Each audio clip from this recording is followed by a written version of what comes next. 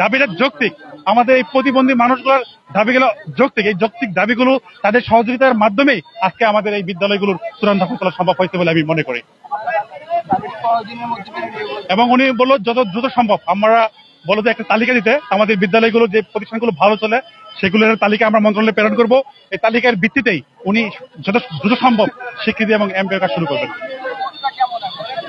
আমার খুব ভালো লাগছে। আসলে এই পিছিয়ে পড়া মানুষগুলির মুখে হাসি ফোটাতে পারছি, এটা সত্যি অসম্ভব দারুণ একটা ব্যাপার। ভালো লাগছে সবাই। এবং আপনারা যে সহযোগিতা করেছেন, আমাদের এই নিউজগুলো আপনারা সারা বাংলাদেশে এবং প্রশাসনের কাছে এবং উপদেষ্টা মহোদয়ের কাছে যেভাবে প্রেরণ করেছেন, আপনাদের এই গণমাধ্যম কর্মী ভাইদের আমি প্রাণ ঢালা ধন্যবাদ এবং অভিনন্দন জানাচ্ছি। আমি ইলিয়াস রাজ, সভাপতি, বাংলাদেশ প্রতিবন্ধী বিদ্যালয় সমন্বয় পরিষদ কেন্দ্রীয় কমিটি। জি জি জি, সারা বাংলাদেশ থেকে এখানে প্রায় 5,000 শিক্ষক কর্মচারী পর্যায়ক্রমে আসছে এখানে। ধন্যবাদ ভাইয়া, অসংখ্য ধন্যবাদ।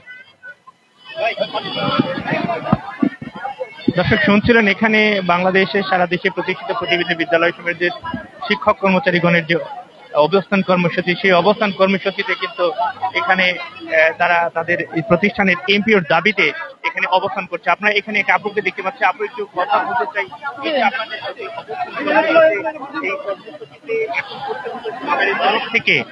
এখন পর্যন্ত সরকারের তরফ থেকে তেমন কোনো সাড়া পেয়েছেন কিনা? জি, ইনশাল্লাহ আজকে আমরা সাড়া পেয়েছি। আমাদের ভেতর থেকে ডাকা হয়েছিল, আমাদের সভাপতি সেক্রেটারি সাহেবরা গেছিল, তাদেরকে আশ্বস্ত করেছে। ইনশাল্লাহ আমরা জয়ের খুব কাছাকাছি আছি। আপনাদের অবস্থান কর্মসূচি কি তাহলে আপাতত শেষের দিকে? জি, আমরা আজকে স্থগিত ঘোষণা করলাম।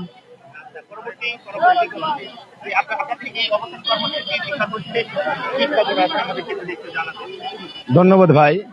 আমাদের বিশেষ চাহিদা সম্পন্ন শিশুদের নিয়ে আমরা বিভিন্ন কাজ করার পরে আমরা একে একে আজকে 21তম আন্দোলনে এসে 3 দিন যাবৎ আমরা ছিলাম। মাননীয় উপদেষ্টা মহোদয়কে ধন্যবাদ জানাই। উনি একটি সুন্দর একটি আশা এবং আশা দিয়েছে। মানুষ হলো মরণশীল, সেক্ষেত্রে উনি যদি চিন্তা করে যে আমি মরে যাব, আমার কথাটা রেখে যাব, তাই ওনার এই কথার উপর বিশ্বাস করে কিন্তু আমরা চলে যাচ্ছি। উনি বলেছে আমাদের 1 সপ্তাহের মধ্যেই আমাদের যে দাবি দেওয়া, যেমন এমপিও এবং স্বীকৃতি, আমাদের এগুলা উনি 1 সপ্তাহের ভিতরে আমাদের রেজাল্ট দিয়ে দিবে। সেই আশা এবং প্রত্যাশা ব্যক্ত করে আমরা শিক্ষক, জাতি গড়ার কারিগর, সেই ক্ষেত্রে আমরা আমাদের অবস্থান থেকে আমরা আজকে আমাদের এই বাংলাদেশ প্রতিবন্ধী সমন্বয় পরিষদের যে সম্মানিত সভাপতি ইলিয়াস রাজ, উনি ঘোষণা দিয়েছেন যে আপনারা চলে যান, আর কত এই রুদ্রে পড়বেন, আপনারা বাসায় গিয়ে আপনারা ওনার কথাটা দেখেন উনি কথা রাখে কিনা। উনি একবার, আপনারা কতদিন এখানে অবস্থান করছেন? আমরা 3 দিন যাবত এখন আছি, আজকে 3 দিন, কিন্তু আমরা বিগত 20টি আন্দোলন পেরিয়ে আমরা 21টি আন্দোলন এখন চলমান। আর এই মুহূর্তে আমাদের রিজার্ভের মাধ্যমে আজকে আমরা প্রত্যাহার করেছি। যদি উনি ওনার কথা না রাখেন, তাহলে আমরা পরবর্তীতে আমরা এমন আন্দোলন নিব যে আন্দোলনে আমরা অবশ্যই সাকসেস হব। তো আমরা চাই না পরবর্তী আর আন্দোলন, আমরা চাই আমরা শিক্ষক আমাদের বিদ্যালয়ে থাকবো, আমাদের বাচ্চাদেরকে পড়াবো, সেই প্রত্যাশা। এবং আপনার মিডিয়ার মাধ্যমে আমি বলতে চাই, আপনারাও এই যে আমাদের আজকে যে কমিটমেন্ট দিয়েছে আমাদের শামীম মোর্শেদ উপদেষ্টা মহোদয়, ওনার কথা যেন উনি শতভাগ পালন করে, সেই আশা সেই প্রত্যাশা ব্যক্ত করে আপনাদেরকে অসংখ্য ধন্যবাদ। সংসার সাগরে দুঃখ তরঙ্গের খেলা, আশা তার একমাত্র ভেলা। এই ভেলা কি শুধু তরঙ্গের সাগরেই শুধু দুলবে নাকি তীরেও পৌঁছাবে? আমি বলতে চাচ্ছি, আপনাদের সেই আশাটি যদি পরিপূর্ণ হয়, তাহলে আপনাদের প্রত্যাশা অনুযায়ী আপনাদের চাওয়াটা পূর্ণ হবে, তখন কেমন লাগবে? এবং যদি কখনো তার এই আশা শুধু আশার বালুচরেই থেকে যায়, তাহলে কেমন? অনেক ভালো লাগছে। আমি দীর্ঘ 12টি বছর এই বিশেষ চাহিদা সম্পন্ন শিশু নিয়ে কাজ করছি, আর আজকে যে রেজাল্টটা উনি দিয়েছে সেটা যদি 1 সপ্তাহ পরে পেয়ে যাই, তাহলে মানুষ আত্মহারা হয়ে যায় না। এবং আমি কি বলবো, আমি আপ্লুত হয়ে যাব। আমার গর্বে আমার বুকটা ভরে যাবে। আমি যে প্রত্যাশাটা করেছিলাম সেটা যদি আমি পূরণ হয়ে যায়। আর যদি হতাশা হয়, তাহলে তো আমাদের বেঁচে থাকার মতো কোনো এরকম আমাদের ধৈর্য ধারণ থাকবে না। আবার সেই রাস্তায় আসতে হবে, সেই ঘূর্ণিঝড় আমাদের আবার শুরু হয়ে যাবে। আমরা চেষ্টা করব, আমরা চাই না এরকম ভাবে। আমরা চাই আমাদের যে প্রত্যাশা, আমাদের এমপি এবং স্বীকৃতি, এটি অবশ্যই 1 সপ্তাহের ভিতরে মাননীয় উপদেষ্টা দিয়ে দিবেন। যেমনটি শুনছিলেন আপনারা, এখানে যে প্রতিবন্ধী বিদ্যালয়ের শিক্ষক মন্ডলী যারা রয়েছে, তারা তাদের প্রাণের দাবি এমপির দাবিতে এখানে অবস্থান করতেছিলেন এবং এই জায়গাটিতে আজকে শিক্ষা উপদেষ্টার তরফ থেকে তাদেরকে নিশ্চিত করা হয়েছে তাদের যে দাবি দাওয়াগুলো রয়েছে সেই দাবি দাওয়াগুলো পূরণ করবেন, যার কারণে আজকে কিন্তু অবস্থান কর্মসূচি থেকে তারা সাময়িকভাবে চলে যাচ্ছেন সামনে তাদের দাবিগুলোর বাস্তবায়ন এবং বাস্তব রূপ দেখার জন্য। সেই আশা, চাহিদা এবং প্রত্যাশা সবকিছুর একটা গভীর সমন্বয় করে অন্তর্বর্তীকালীন সরকার তাদের পাশে এসে দাঁড়িয়ে এমপিও ঘোষণা করবে এমনটাই প্রত্যাশা করছেন তিনি। এখানে আমি আরেকজন শিক্ষককে দেখতে পাচ্ছি।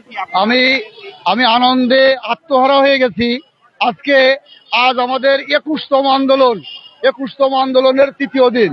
এর আগে আমরা যখন 20 বার এসেছি তখন আমাদের গরম পানি মারা হয়েছে, আমাদেরকে এখান থেকে সরিয়ে দেওয়ার জন্য ব্যবস্থা করা হয়েছে। কিন্তু এবার আমাদের শিক্ষক, আমার জন্য মনে হচ্ছে যে আমরা আসলে একজন শিক্ষক, শিক্ষা জাতি গড়ার কারিগর। আজকের যে প্রধান উপদেষ্টা স্যার ডক্টর মোহাম্মদ ইউনূস, উনিও একজন শিক্ষক ছিলেন, উনি আমাদের শিক্ষকের মর্যাদা দিয়েছেন।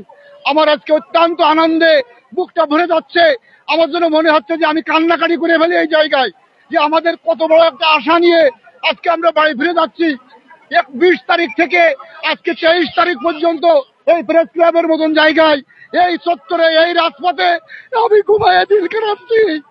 এই জায়গায় হাজার হাজার শিক্ষক আমার সাথে, একথা আমি বলতে পারতেছি না। আর আমার এত কষ্ট হচ্ছে, আজকে আমি 3 রাত ঘুমাইনি, এরপরেও আমি এই মাঠে পড়ে রয়েছি শুধুমাত্র একটা আশার আলো দেখবার জন্য। সেই আশার বাণী আজকে আমাদের প্রধান উপদেষ্টা মহোদয় আমাদেরকে দিয়ে দিয়েছেন। উনি আমাদের বলে দিয়েছেন আপনারা ঘরে ফিরে যান, আমি 15 দিনের মধ্যে আপনাদের স্কুলগুলো ফিরিয়ে দেওয়ার চেষ্টা করব। আমি নিখিল চক্রবর্তী, আমি যশোর জেলা প্রতিবন্ধী বিদ্যালয় সমন্বয় পরিষদের অর্থ সম্পাদক। আমার স্কুল মনিরামপুর অটিস্টিক প্রতিবন্ধী বিদ্যালয়, আমি ওই স্কুলের প্রধান শিক্ষক। আমি 15 বছর ধরে আমার ব্যক্তিগত টাকা স্কুলের পিছনে খরচ করে যাচ্ছি, প্রতিবন্ধী বাচ্চাদের পাঠদান করাচ্ছি। আমাদের আর পিছিয়ে যাওয়ার কোনো সুযোগ নাই। মানবতার পুরুষ যার জন্ম না হলে বাংলাদেশ অনেক পিছিয়ে থাকতো, বাংলাদেশ হয়তো নোবেল পেত আরো 100 বছর পর। আজ আমাদের উনি একটা আলোর মুখ দেখিয়ে দিয়েছেন, উনার নাম স্বর্ণ অক্ষরে লিখিত থাকবে। আমাকে বুঝতে পেরেছি দর্শক, যেমনটি শুনছিলেন আগামীকে আপ্লুত এক শিক্ষক প্রতিবন্ধী প্রতিষ্ঠানের প্রধান শিক্ষক, তার তত্ত্বাবধানে একটি প্রতিষ্ঠান পরিচালিত হয়। তিনি কিন্তু তার মায়াভরা কণ্ঠে তাদের যে প্রাণের দাবিটি, সেই দাবি বাস্তবায়নের আশ্বাস দেওয়াতে তিনি স্বস্তির নিঃশ্বাসে কথাগুলো বলছিলেন আমাদের মাঝে। তো এইভাবেই প্রত্যেকটি মানুষের যে চাহিদাগুলো রয়েছে, সেই চাহিদাগুলো যেটি না পূরণ করলে সেই চাহিদা পূরণ করে বাংলাদেশ সামনের দিকে এগিয়ে যাবে সকলের সম্মিলিত সহযোগিতায়, প্রচেষ্টায়, এমনটাই কিন্তু প্রত্যাশা আমাদের সকলের। ধন্যবাদ আপনাদের সবাইকে।